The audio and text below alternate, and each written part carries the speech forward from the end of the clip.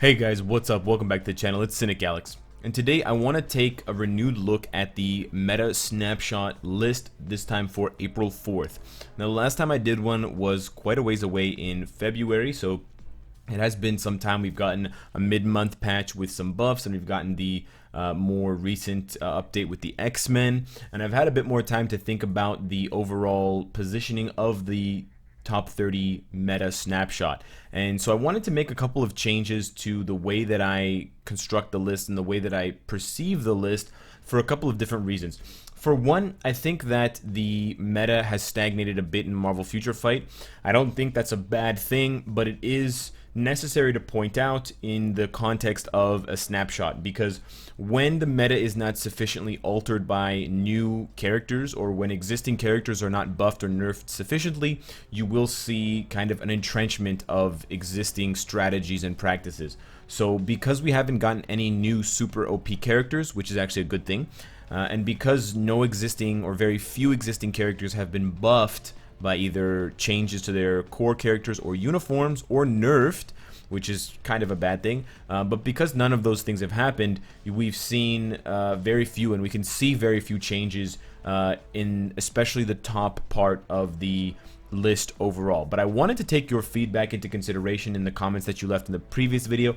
I also wanted to add in the paradigm of uniform bonuses and uniforms in general. I think I've been undervaluing the power that a fully upgraded uniform has, especially the recent uniforms, Ragnarok and Black Panther, because it affords, in addition to all the stats from the optional uniforms, a whopping 25% all attack, 25% all defense, which is nothing to scoff at or ignore. So I wanted to emphasize that a little bit more, in addition to the existing parameters that I use for this list. You know, how often is the character used, where do they dominate, and how powerful are they at max capacity, tier 2, ISO 8, CTP uniform, in this case, the works.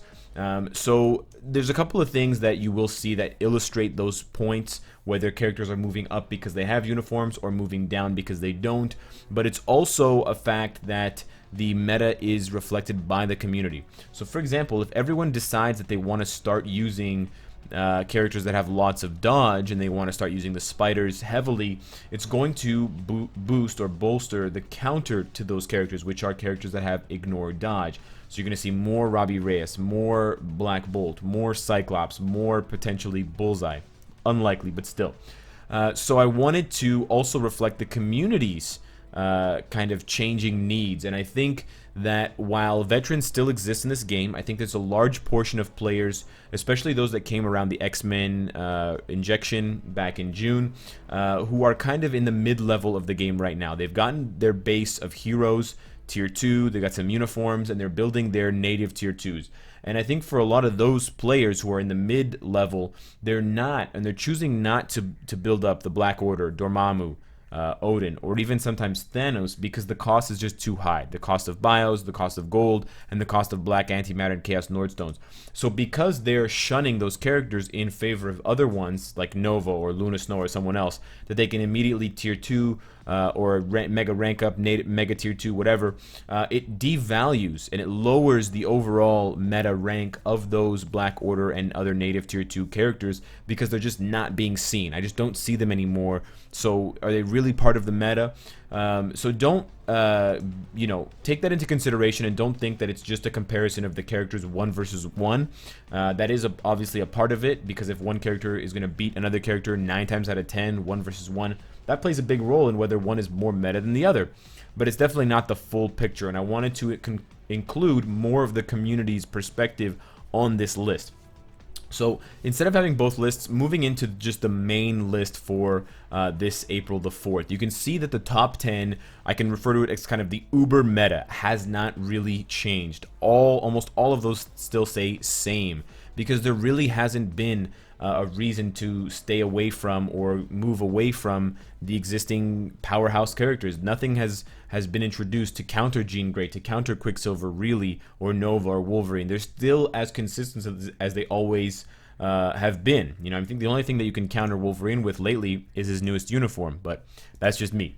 But moving out of the top 10 and taking a look at some of the other changes that I made, I bumped up Adam Warlock a lot based pretty much solely on his buffs from the mid-month patch. He got buffed along with Punisher's uniform. He got damage increases to his first and I believe fourth skills. And I think it looks like they've gotten rid of his self-reflect as far as I can tell. And that's really made him a much bigger headache on PvP modes like Alliance Tournament and Alliance Conquest and Timeline Battle. So that's definitely part of his power. And he's got the penetration on Cosmic Master, I believe. So he definitely has a place in the meta, and he's kind of close to the door of the Uber meta, and probably will get there with the uniform in the future, along with the revive that he already has. A lot of these other characters are just moving around 1 or 2 spots to accommodate the big shift that I'm looking at and I'm trying to illustrate with Dormammu and Odin. These two characters in particular, along with the Black Order, have just seen a massive decline in their use rate. And that's kind of what I was hinting at in terms of the community's reaction. If nobody chooses to develop Dormammu anymore, and none of the existing players are really using him, is he really part of the meta? Well, yes and no. You still have to respect Dormammu when you see him. He's got the revive, the self-heal, massive fire damage with iframes, and he's got the reflect that people are somehow just discovering on his fourth skill.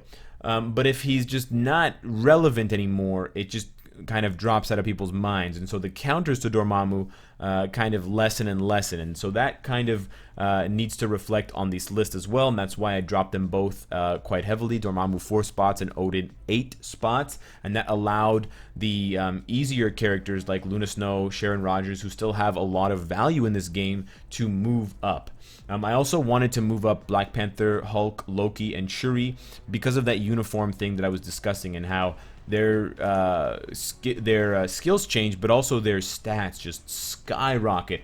And a good example, for instance, would be with Black Panther. You know, 23,000 physical attack, 26,000 HP, pretty respectable physical energy defense. With the 25% all attack, all defense, you go and compare that to Odin. Basically, he's got better defense, same HP, and way more damage, way more energy, physical versus energy attack than Odin does. So that uniform is really playing a big part. Not to mention that he's one of the best characters for Extreme Alliance Battle. Not to mention that he can do, you know, most physical damage dealing game modes like World Boss Ultimate Proxima and stuff like that extremely fast. His value just keeps going up and up. His stock is rising, so to speak. And then at the bottom of the list there, we have kind of the new entries. And when I thought about Emma Frost, Angel, and Magic, because let's be honest, Colossus is not making it anywhere on this list, they kind of felt like they were at the power level between Cyclops and X-23.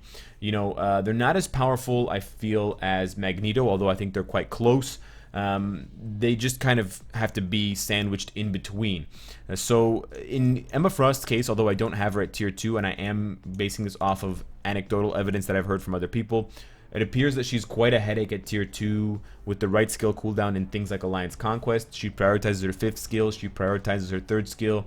She's got decent survivability if she does those things. She's also got the penetration chance, which does help her out against specific team compositions, along with, of course, the 5 seconds of the mind control on her 5th skill, which, yeah, 4 seconds of mind control with the 1 second bind.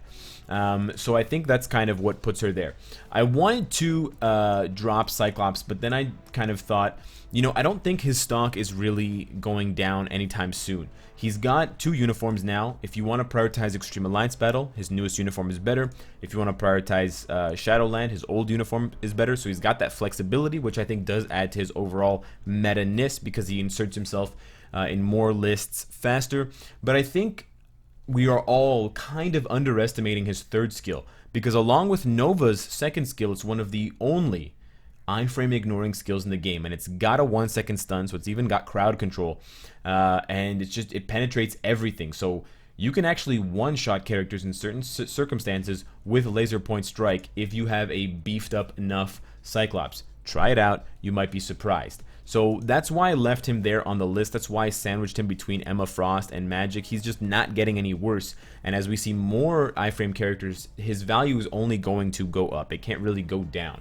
And I thought Angel is kind of a little bit better than X-23 just with the survivability in terms of the heal, the immunity, and the iframes. He kind of just outclasses her despite her having the kind of Wolverine heal that she does have. Rounding out the list, we have Thor and Vulture.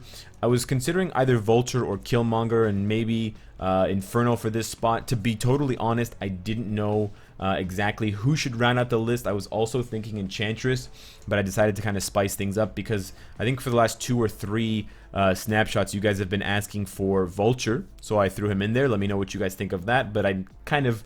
My list is 29. I'm not really sure about the 30th one. Off the list completely, which is kind of the last part to discuss, which is important, is Enchantress, Corvus, Agent Venom, Ebony Maw, and Proxima. The last of the Black Order has been kind of shooed off the list in anticipation of Infinity War.